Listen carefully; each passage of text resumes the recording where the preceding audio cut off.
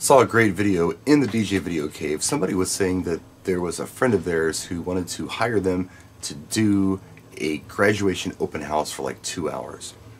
And he suggested that instead of hiring him as the DJ, which could be costly, to go ahead and just get a speaker and plug an iPad in and just play some background music, because it kind of sounded like that's what they really wanted, was just some background music, no dancing or anything else. And I think that was a really good suggestion. That's what we did for my daughter's grad party, I don't know, 2 summers ago, I guess.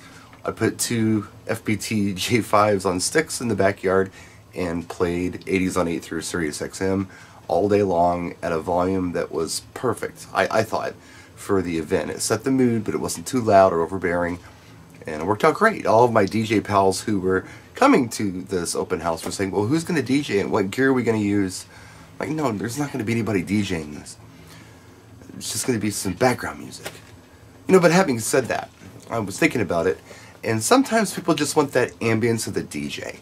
I've done grad parties like that, where I felt like I was just background music, there wasn't any dancing, but I did add to it, because I was able to look out into the audience and play songs for who was there. And I did take a few requests, and it's just something happening, even if it's background. I think that a lot of times DJs get in their head that they're there for dancing. But that's not at all true. We're there to set a mood, be it a dancing thing, or be it a background thing, or be it just a cool ambience thing. I mean, in retrospect, when I think about it, it would have been really cool to, you know, just have somebody spinning tunes back there, even on turntables or something.